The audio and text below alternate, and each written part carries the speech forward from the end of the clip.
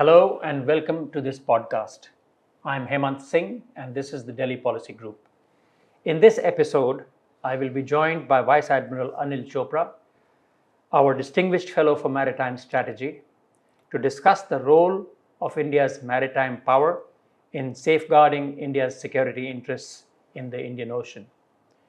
We will also review the issues of naval capability enhancement, the significance of the MAHASAGAR initiative recently announced by Prime Minister Narendra Modi, and the factors that will most impact the balance of power in the Indian Ocean over the next decade. And now, we welcome you to our discussion.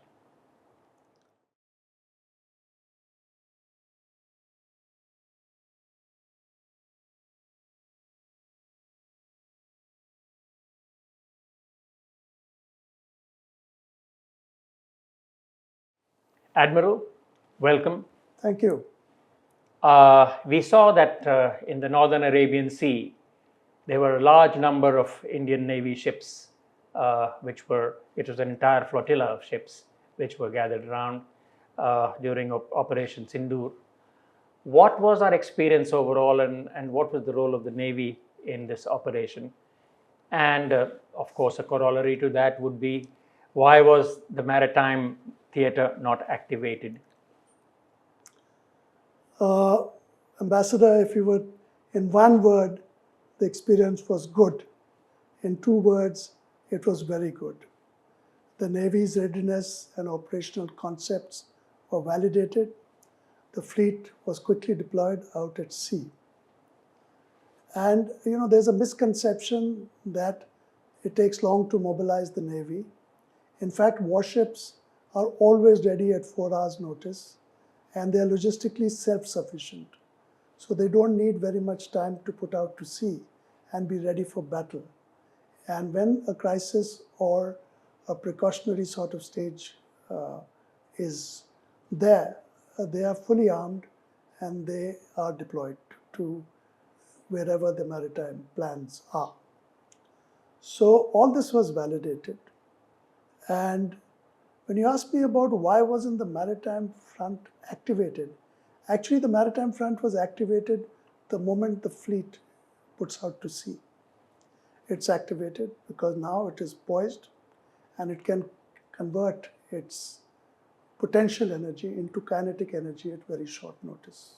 Mm-hmm. So it did actually achieve all the aims that we wanted it to. It opened a second front which could not be ignored. The Pakistani Navy did not venture out, and generally there was enormous power projection put by the fleet on the Pakistani decision makers. So I would think, for all these reasons, I say that the experience was good. The Navy, as I'm always fond of saying, there are no defense constructs. It's all about offense and mobility. It is not static. Ships venture out to sea, they seek out the enemy and bring it to battle, and the Navy was fully poised in Sindoor to do that. So I repeat that the experience was good and everything was validated the way we wanted it to be. That's a very positive assessment, and thank you for sharing that. I'm sure that our listeners will be very reassured as a result. Could you, in a related question, could you elaborate a little bit on the standoff attack capability of the Indian Navy? Actually the word standoff is a misnomer in today's warfare because there is no platform which is not within the range of something. What one would rather describe it as, that it's now possible to attack the enemy at very long ranges, whether it is from your side of the border, whether it is out from sea. But the threat is omnipresent. Today the threat is not just from ships and submarines, but by unmanned drones. It's also there from space soon. So when people say they have a standoff capability, what they mean is that they have a capacity to target at very long ranges. And the Navy's special and peculiar attribute is that it can attack the enemy from the global commons, from no man's land. There is no airspace to be crossed. There are no borders to be breached. You can be in international waters and you can hit the enemy from there. So to that effect, the Navy has considerable amount of ways in which it can attack ships, submarines, aircraft, and increasingly the land. If you remember 1971, the old missile boats with the sticks missiles, those were the Standoff missiles in those days, and they hit Karachi from 40 miles. Today, of course, these ranges are considerably more than that. And the missiles the Navy has are there on its ships, on its submarines, on its aircraft, and soon to be acquired platforms like the Sea Guardian and others, which will also carry weapons which have what we now call, in general, the standoff weapons. So I think it's important to realize that the Navy has always tried to keep in mind that it's a three-dimensional force and has not neglected any dimension in acquiring the right type of weapons to be able to deliver standoff capability. And it does so from international waters. And if I may add, just to your last question, one of the reasons why the Navy was perhaps not activated in Sindoor and in other conflicts is it is normally the last force to be brought into conflict. Because when you bring in the Navy, you are more or less saying that you are in a full-fledged war. Why? Because the battle space of the Navy has neutrals, has international shipping, international merchant shipping, international warships, and when it goes into actions, all these are affected. And therefore, you have to think carefully of whether you want to bring a Navy to action from international waters. Secondly, when the Navy targets the land, it does not restrict itself to just looking for ships and submarines of the enemy. It will invariably attack the ports, and there will be collateral damage, both collateral people and commercial damage when it gets into play. So these are the factors one has to keep in mind when one thinks of activating kinetic energy from the Navy. All right, these are important distinctions, and thank you for all those clarifications. Also for amplifying the fact that if the Navy is actually activated in a particular combat sort of a situation, then you're almost saying that you're in a state of war, and that has its own implications. So the Indian Ocean is a vast space, and clearly the question of covering this vast space requires a huge amount of surveillance capability. Do we have that capability? How much of it do we have? First, I would say there's never enough surveillance capability. The more you have, the better. But these planned acquisitions will increase our surveillance ability substantially. Why do I say that? Because the drones have very long endurance and there's no human fatigue. Whilst you could say that even aircraft like the P-8I, they can sleep people, they can give them all they require in terms of food, etc. But when you have these long-range, high-altitude drones, then you can carry out surveillance for much longer periods. And you must remember that this surveillance is real-time and networked. And therefore, you have an instant picture of what is happening over where the drones are.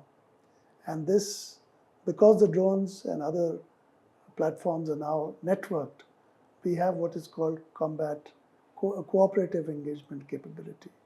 And you can use a sensor from one place guiding a shooter from another place. And all this is now reality.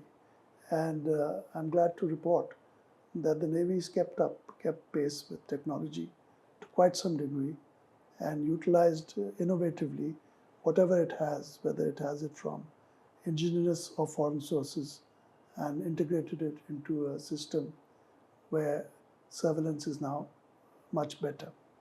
Having said that, By itself, as you know, the Maritime Domain Awareness Picture, the Common Operational Picture, is made not just by reports from assets like the Navy's surveillance assets, but also need inputs from LEO, low Earth orbital satellites, which is an area which we need to focus on more. Because these high satellites, geostationary ones, they cover areas, but they can't make out things as clearly as the low orbital satellites, which are specifically used for military purposes. And we, of course, get the Maritime Domain Awareness Picture or the Underwater Domain Awareness Picture by using a host of other sensors, including underwater sensors and even merchant shipping, wherever you can get it, intelligence from other sources. And therefore, to sum up the answer to your question, all surveillance is good, and these platforms which we are now acquiring will add to it substantially. That's good news. And so you do think that we require these 15 Sea Guardians which are coming for the Navy, and perhaps we need another 6 P8Is? Yes, I would say that the more we can get at this moment, certainly it would be good to have 15 Sea Guardians and 18 P8Is to take over the surveillance load of the Indian Ocean. It's a very large space, and it's not just the coast that we're trying to put surveillance on, but at various choke points and various straits, which are, as you know, at great distances from the Indian mainland. All right. Now, there's one part of the debate on naval hardware, which we've recently seen that even on the American side there was some consideration. Why do we need these large aircraft carriers? And we have 2 now.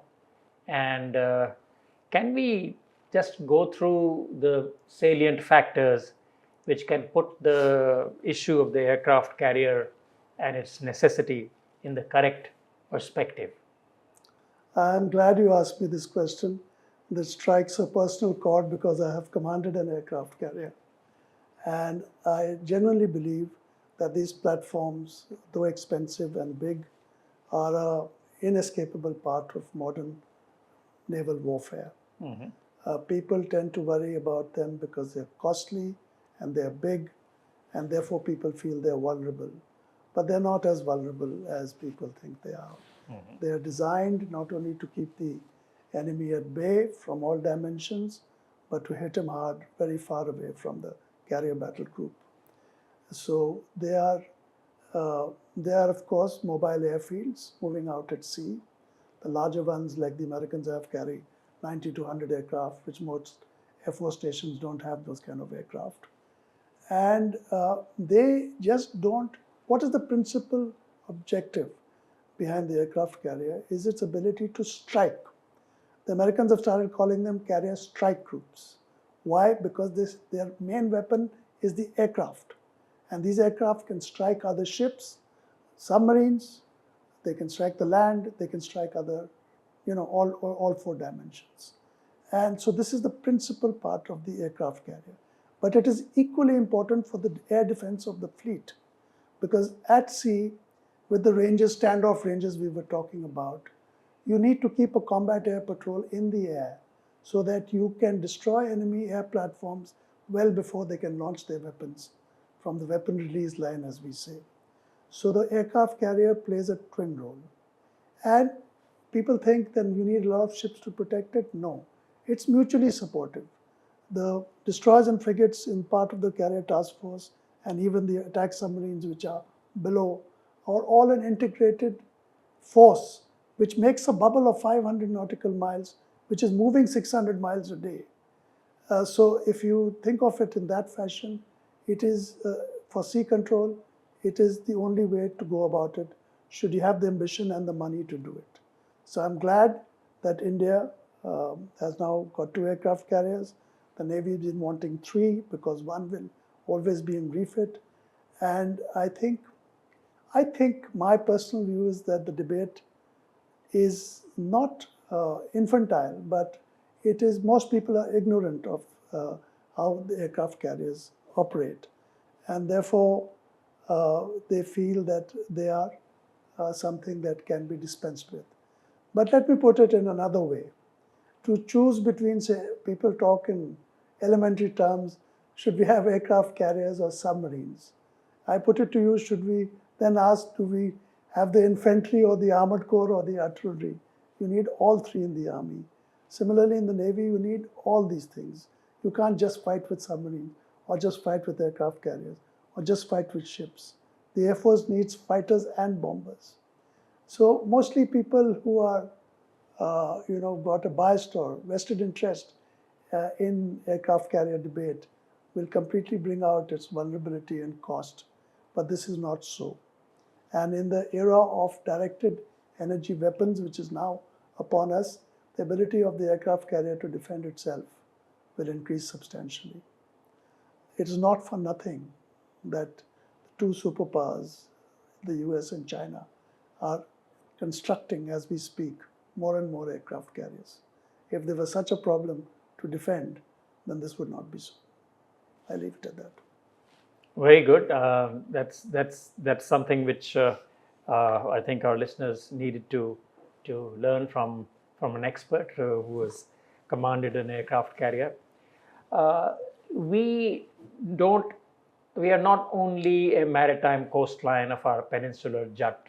We are also a series of very strategically located island territories, as you know. And Andaman Nicobar Islands, let's turn to them. How is the command, SINCAN, shaping up to thwart any designs on these strategically located island territories of India? And how are they placed in terms of being a forward location and forward base in the case of maritime conflict? There has been substantial growth in the Andaman and Nicobar Islands, the military part of it, since ANC was initiated in 2001. There are now, the Navy and the Air Force have increased their assets. The Air Force, as you know, has a base at Car Nicobar. The Navy has many airfields, Utkrosh, Baz, at Diglipur. There's a capability now to operate aircraft around the islands. There's also an army detachment. And there is increase in infrastructure all round. Mm-hmm. Having said that, I do believe that the progress has not been as substantial as one would have hoped for. Mm-hmm. And this is always the case when you try and integrate three different organizations because of procedures, different objectives, different culture, different ways of operating. We're getting there, but slowly. But I'll tell you what I always say. The Andaman and Nicobar is a maritime theater. It can have all three services. But I'll take this opportunity to underscore that the commander should preferably be a naval admiral.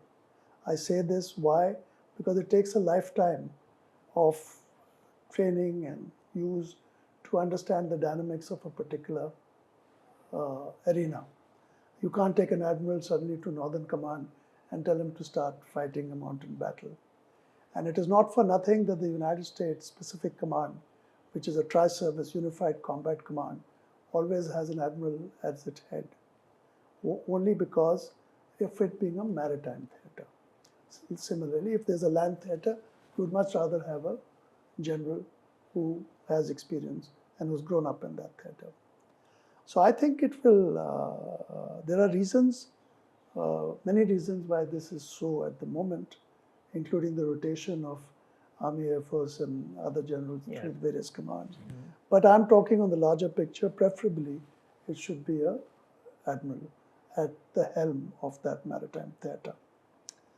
And it's an important place. You know, we talk so much about Taiwan, but the Andaman and Nicobar Islands, besides being a forward base for us, are also vulnerable. They are much closer to the Chinese, for example, than the mainland. And they have the distances required to be covered to launch an assault on the Andamans are not so much. And we may think this is on the, of course this is taken into account by everybody, but I think we should always remind ourselves that we must have assets there to defend the islands as much as use them as a forward operating base. So I would leave it at that. But we have this very, very strategic asset, and we must exploit it to the best of capability realistically. I'll leave it there. So basically what you're saying is that in terms of the Andaman Nicobar island chain, we need to have the capability both of effectively defending the islands as well as the capability of using them as a forward location and forward base in case of any maritime issue or conflict which may arise. That takes me to the Malacca Straits, which are right next door. And as you know, we have some coordinated patrolling going on with Indonesia, maybe with Thailand, maybe with some others. But there's always been this little bit of hesitation and reluctance on the part of the quote-unquote literal states of the Malacca to let us join the patrolling which goes on among them, saying that, you know, India is an offshore power. I don't know what their real considerations are, but we don't really need to be part of those patrols because we are so well located in terms of geographical positioning atop the western reaches of the Malacca, that we can do all the surveillance which we need virtually on our own. Is that right? I would think so. I would agree with you. We have enough assets, and as you know, we are quite active in and around Malacca.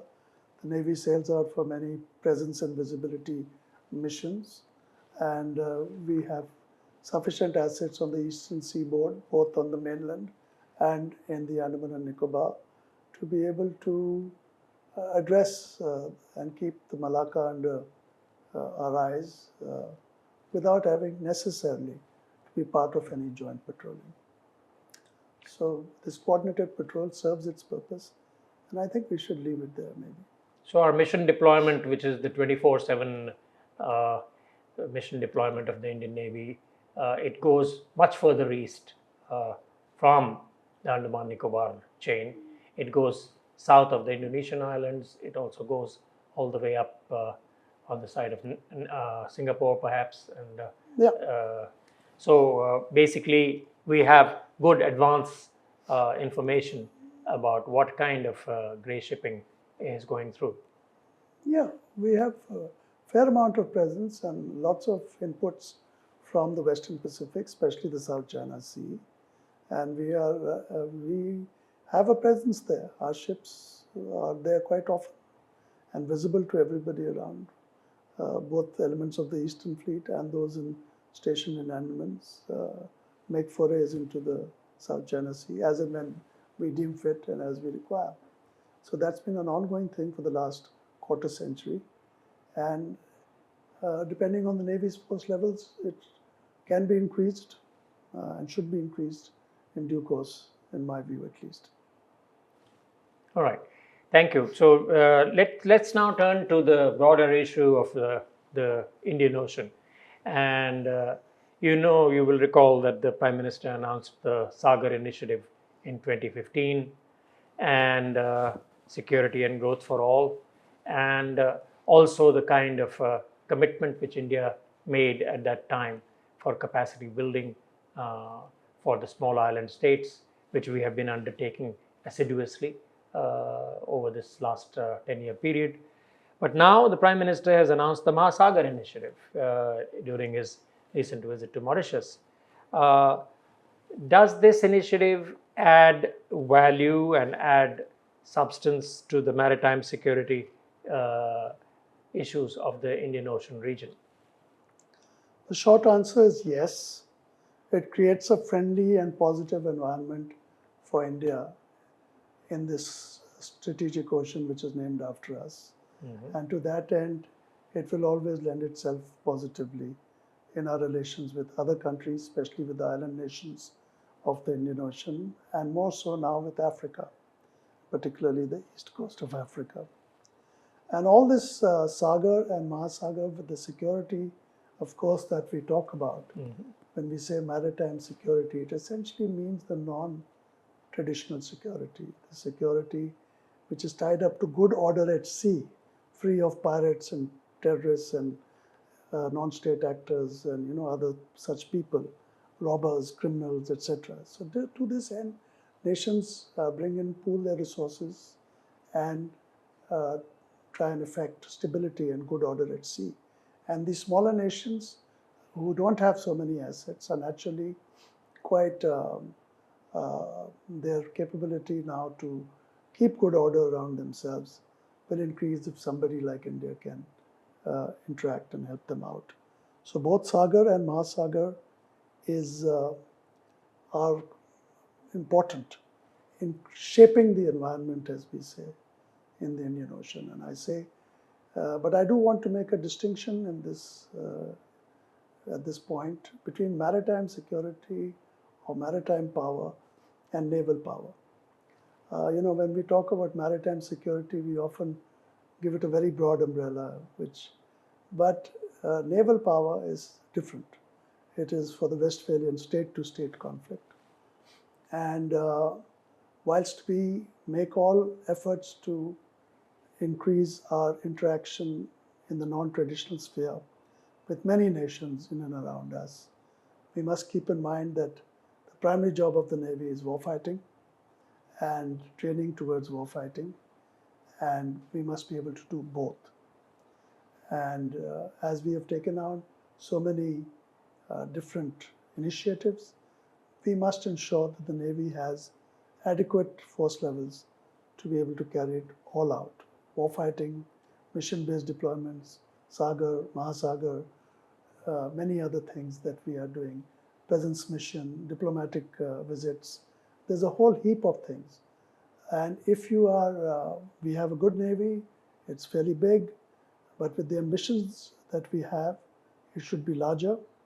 Otherwise, what happens in due course is the operational tempo becomes so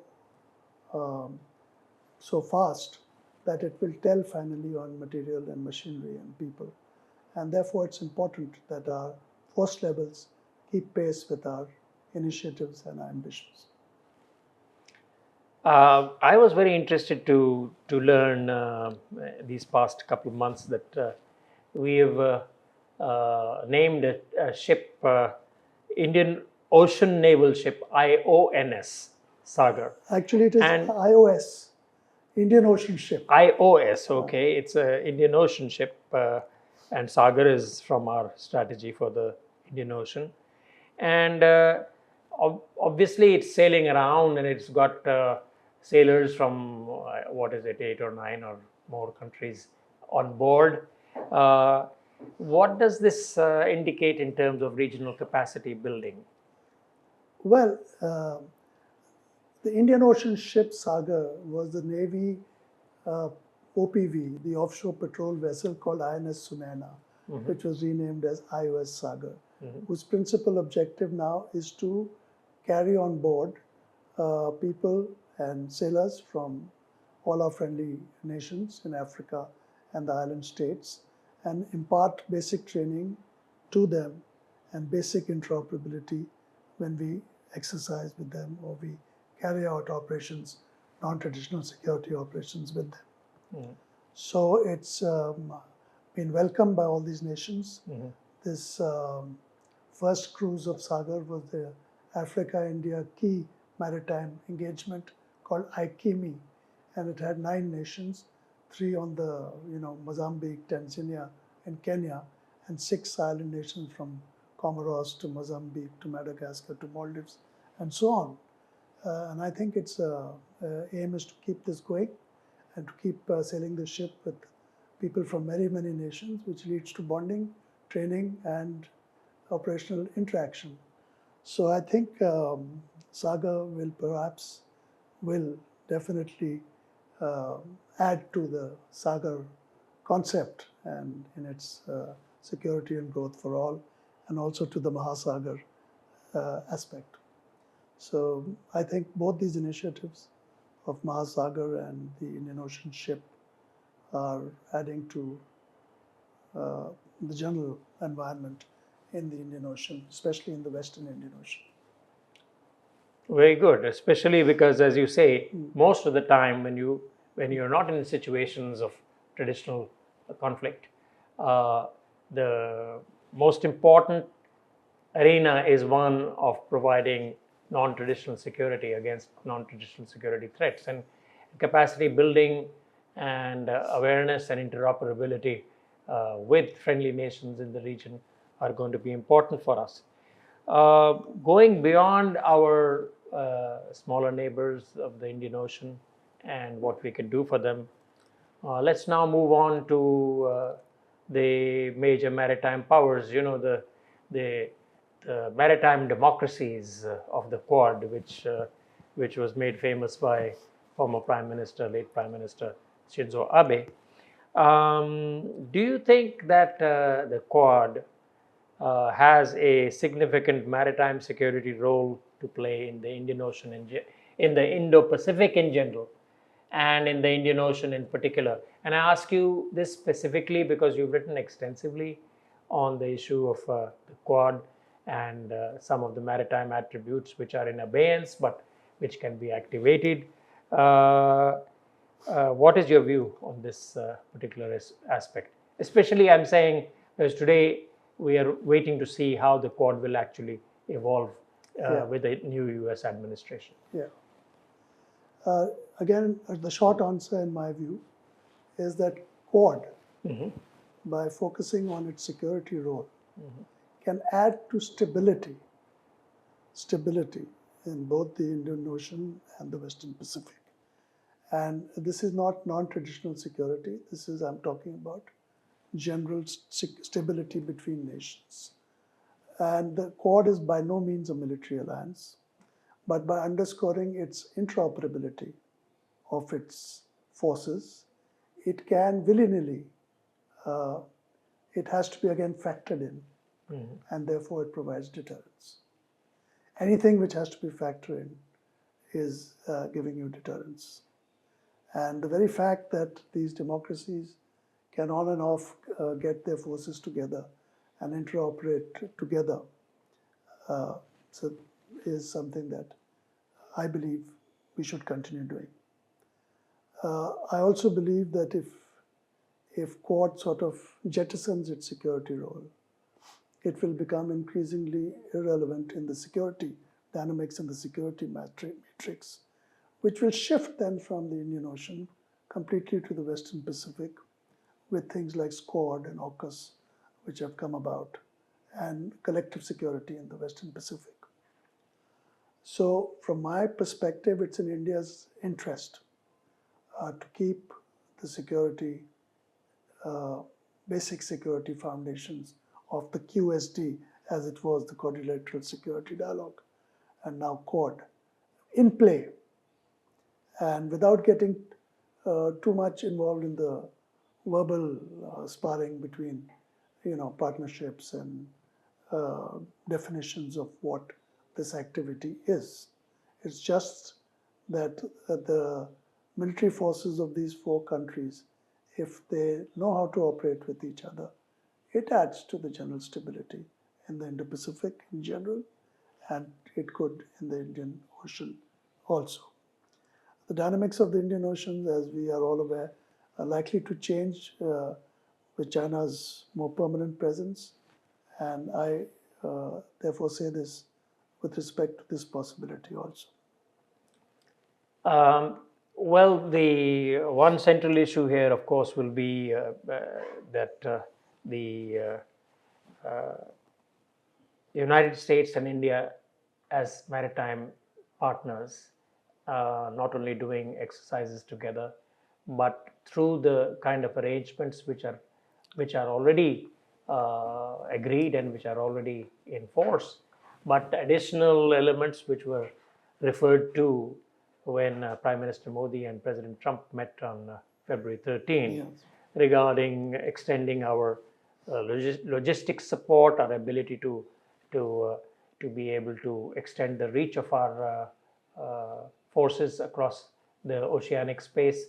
Hopefully, some of those elements will continue to make progress, although we still await what is going to come during the course of this year and what will eventually happen if India hosts and when India hosts the Quad summit.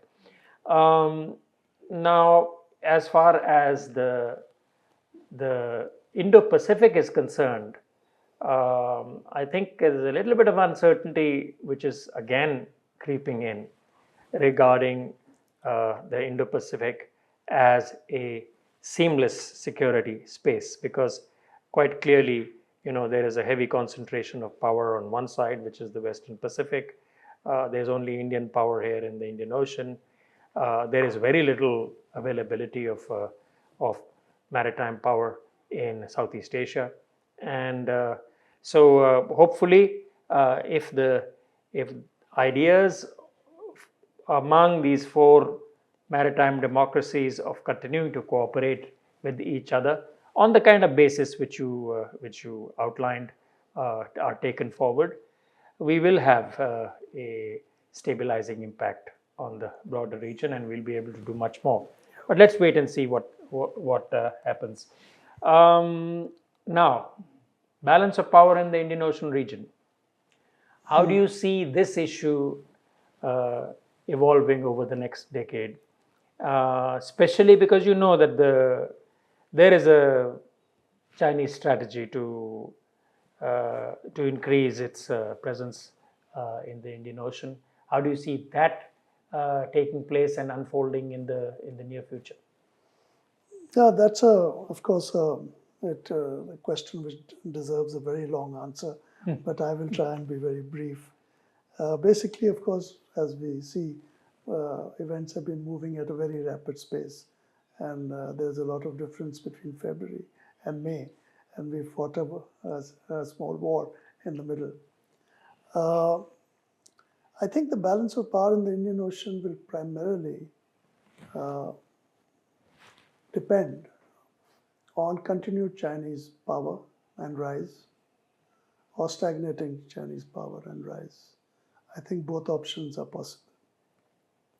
I am not one who believes that China's rise is guaranteed in the next 10 years.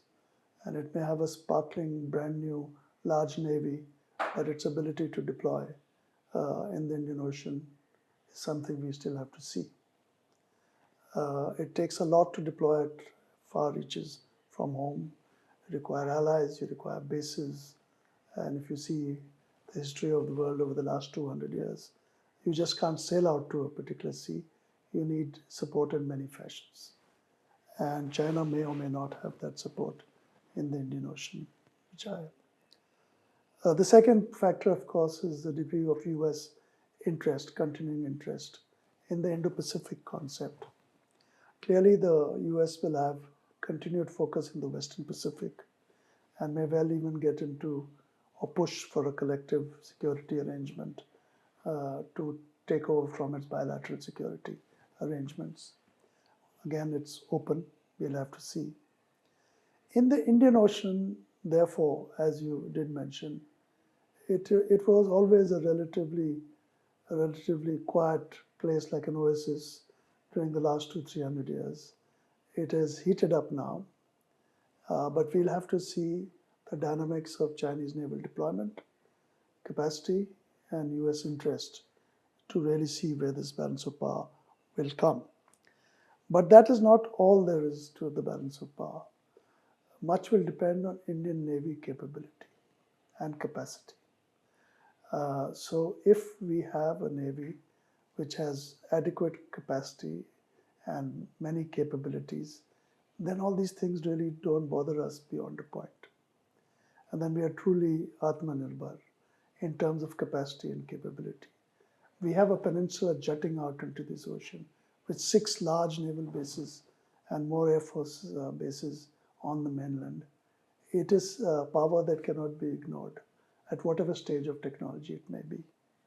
And therefore, to control a bit control the balance of power, it's very important that irrespective of what happens to China and US interest or disinterest, we keep at it, building the Navy's capacity and capability and maritime infrastructure, irrespective of that. We should not base it on what's happening with respect to either China or America. We have other issues here. We have the Middle East, and we have what I call Myanmar, Bangladesh and Myanmar, both on our east and west. Those problems or those issues are there, whether Chinese or the Americans are there or not there. We have oil coming in from the east, from the west, and we have a fair amount of instability now surrounding the Bay of Bengal. And we have to tackle that. And that whether the Chinese send the PLA Navy or not, or the number of warships present in the Arabian Sea, irrespective of that, we have to take cognizance of the balance of power. Also, as you would have noticed, in the Indian Ocean, the Western powers have actually fairly adequate resources because of one big Nicobar share, which is always there as a forward base for upping the ante at any point of time. The French also have forces in the Indian Ocean on a permanent basis. I don't see much activity from EU or NATO or the UK, but these other forces will remain. And the combined maritime force is basically, again, non-traditional security. It's again a policing force. It may have 20 odd navies, but its essential job is keeping good order at sea. And so I don't count it in the balance of power other than just providing for good order at sea. What I'd like to say, like I said, this can be a very long answer, but the balance of power we can't control, because China and the US we can't control. What we can control is to make sure that our maritime forces, the Navy in particular, and the Air Force have the capacity to be able to project and impress power anywhere in this maritime space. Well, that's a good point to end on, because we, in any case, need to have the capability to meet the twin threat of Pakistan and China, whatever they may pose, as far as we are concerned, on our own in a very Atmanirbhar and self-capable, self-empowered way, for which the continued attention to force levels of the Indian Navy will be important. Besides that, obviously, there is the non-traditional security issue, the issue of sea lines of communication, the issue of good order at sea, issue of capacity building for all our neighboring states and the littoral states, the smaller states of the Indian Ocean. So the Navy has got its work cut out, and there's a huge amount of weight on to be carried.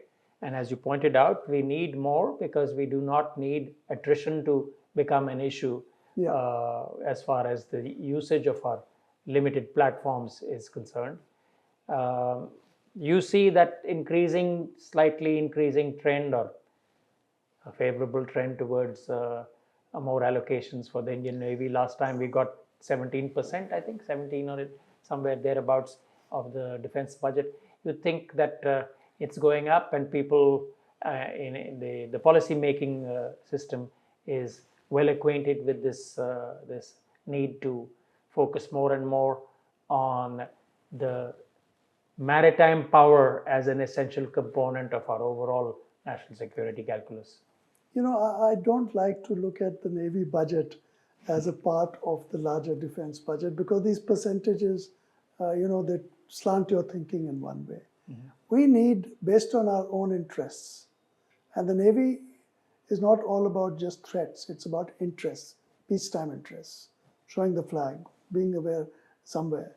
So if we have interests and we have ambitions of being able to control the destiny of at least our waters adjacent to us, we need certain force levels, which requires certain money. The Navy is an expensive service. You can't wish away the requirement of this money.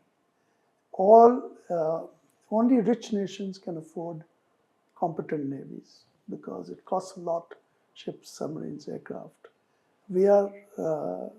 I'm glad to say that we are now a nation which can afford a potent three-dimensional indigenously built navy.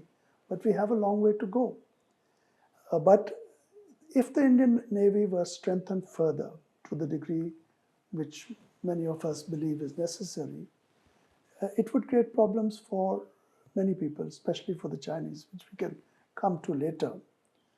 But I think China knows that. And one of the reasons the northern border is kept alive is that whenever the northern border is sort of flares up, our focus and our money shifts north, as it should. You can't ignore the northern border. Mm-hmm. But so the money shifts, and therefore the Navy always is relatively starved of funds because of this urgent requirement on the north. And China's strategy is quite clear, to prevent using the northern border to keep the focus there rather than at sea, which is a strategy of its own. Right. So this is a big challenge for us going forward. The Chinese strategy and posture on both sides, to the north and in the oceanic space, and I'm sure that the policymakers are taking full cognizance of what we face. So, what final word would you like to put in on before these aspects? I think I've already said what, but I'd like to just point out one more thing about Chinese strategy, which we in India must be clear about. China is hugely dependent on the Indian Ocean, not just for oil, but for investments, markets, all sorts of things, resources. Mm-hmm. This dependency, when you're dependent on something, you're vulnerable. And they're vulnerable. And they know it, and we know it. Our policymakers should know it. But that vulnerability is of little use if you don't have the assets to exploit vulnerability. So it's just reasonable that we have the assets to exploit this vulnerability. They are operating at long lines of communication. Geographically, they're far away. And Malacca is a problem, still a dilemma. You can talk about Arctic, you can talk about pipelines, but everything goes to Malacca. So they have a geographical problem, they have a long distance problem, they are untested in combat, there's a lot of pushback against them. We are sitting in the middle of the ocean. Again, therefore I am not, so worried that if we, or let's put it like this, that if we bring certain things to pass, then we can more definitely be able to stand up to any Chinese so-called threat in the Indian Ocean. But we must have those assets. You can't say that Chinese are vulnerable and then don't have the wherewithal to sort of use that vulnerability. The other thing which people don't realize, I think, is China's aim is to be a great power. And there's never been a great power without being a global maritime power. And China can never be a great power if its maritime power is restricted to the South China Sea or the Western Pacific or even the Indian Ocean. China has to springboard, leapfrog into the Mediterranean and the Atlantic, and it can't go the Pacific way. So it needs the Indian Ocean as a springboard to greater power. And therefore, Chinese long-term interest is to woo and court bases and allies here, not just for the Indian Ocean dependence, but for its future grandiose plans, should they remain of being a great power. Spain, Portugal, the UK, the US, and the Soviet Union have been the real great powers because they could deploy maritime assets, warships, anywhere in all the 5 oceans of the world. Unless you can do that, you're not really a great power. Today, you can say in the era of satellites and space-based weapons, etc., but your still presence of forces, like you say, boots on the ground, you need naval forces in various oceans. So China is interested and will come to the Indian Ocean if it maintains its economic trajectory. So I thought this is important to understand. And so we will get the PLA Navy here in due course. And they will be able to disturb the balance of power unless we have what we need, which we are making progress. And I must say, over the last 75 years, various governments have slowly but surely understood the need of the Navy as an instrument of state policy in war, peace, and crisis. I'm confident that policymakers and the government will continue to be aware of the need for a strong Navy in the Indian Ocean. Oh, very good. We can conclude on that very positive note that so long as we are clear that we need the capability to drive home the advantage of our, or rather the asymmetric geographical advantage which we enjoy in the ocean which bears our name, our country's name, we will remain in a more secure place, and we can look forward towards a better balance in the region and greater stability. Our own efforts in that regard, I think, require to be continued and maintained. And it's just very timely that in the middle of all this, which is happening in our deployments in the Arabian Sea, Prime Minister's announcement of MAHASAGAR, the Navy has been very much in the spotlight.